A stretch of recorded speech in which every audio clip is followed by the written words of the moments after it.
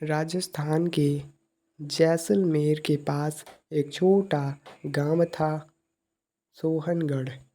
रेत के समंदर में बसा यह गांव जितना शांत था, उतना ही रहस्यमयी भी।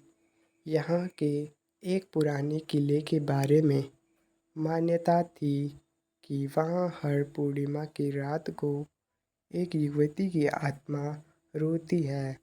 उसकी सिसकियाँ हवाओं में गूंजती हैं। इस रहस्य से अनजान जयपुर से एक युवा आर्किटेक्ट रुद्र प्रताप एक प्रोजेक्ट के लिए गांव आया। वो ऐतिहासिक स्थलों की मरम्मत और शोध में लगा हुआ था। गांव पहुंचने के कुछ दिन बाद ही रात को वह अजीब सपने देखने लगा। एक खूबसूरत युवती, लाल जोड़ों में, आंखों में आंसू और होठों पर बस एक शब्द, तुम लौट आए रुद्र। पर मैं अब भी अधूरी हूँ। रुद्र को इस सपने ने बेचैन कर दिया। वह हर रात उसी महिला को सपने में देखता, कभी मंदिर में, कभी उस टूटे किले में।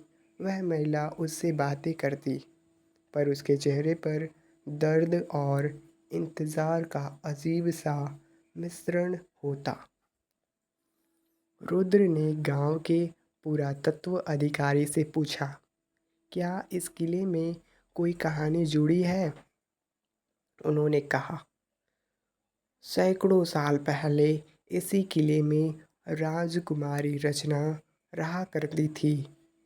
उनकी शादी पड़ोसी राज्य के राजकुमार रुद्रसेन से तय हुई थी, पर विवाह से एक दिन पहले युद्ध हुआ और राजकुमार मारा गया।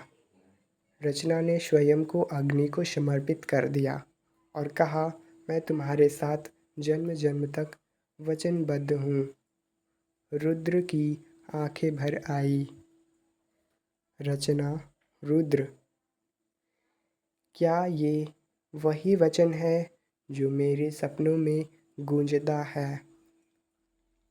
अगली पूर्णिमा की रात रुद्र किले में गया। चारों तरफ सन्नाटा सा था। तभी हवा चलने लगी, दीपक अपने आप जल उठे और सामने वही रचना खड़ी थी। वही लाल जोड़ा, वही आँखें, वही सिसकियाँ। रचना बोली, मैं इंतज़ार करती रही हर जन्म तुम्हारे आने का, लेकिन तुम इस जन्म में नहीं पहचान पाए मुझे।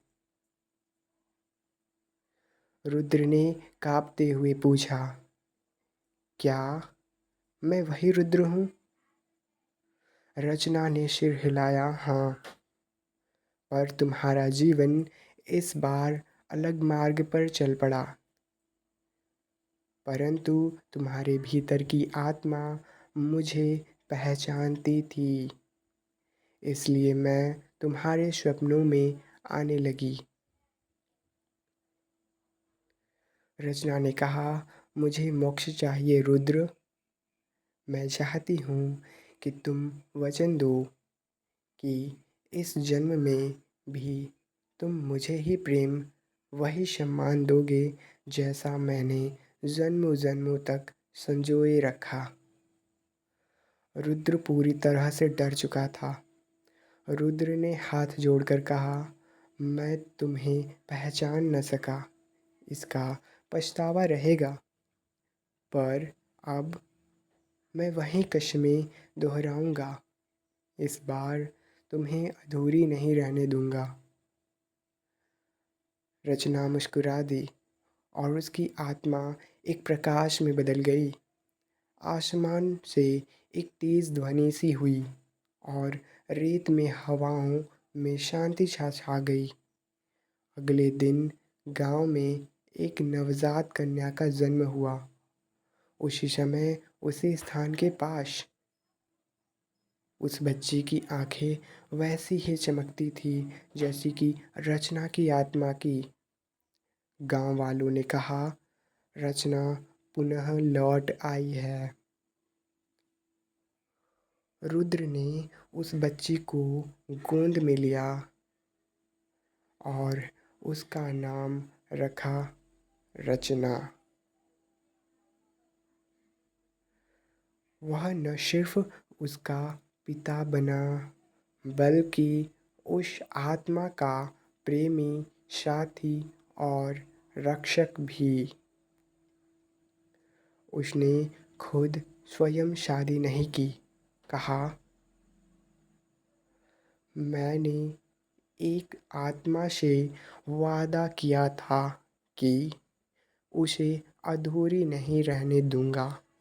आज मैंने वह वादा निभा दिया।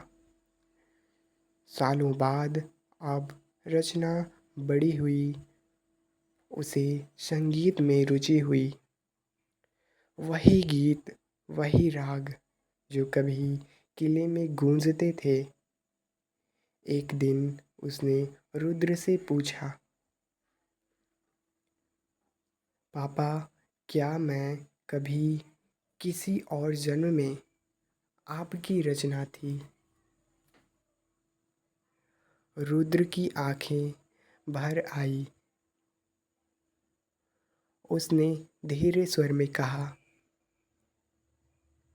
शायद रचना, शायद, लेकिन इस जन्म में तुम मेरी पूरी दुनिया हो। दोस्तों, इस कहानी का संदेश है कि सच्चे प्रेम और वचनों की डोर सिर्फ इस जन्म में नहीं, आत्माओं से जुड़ी होती है। अगर भावनाएं पवित्र हों तो जन्मों जन्म तक वो रिश्ता लौट कर आता है। कुछ कस्में अधूरी नहीं रहती, वो ब्रह्मांड भी याद रखता है।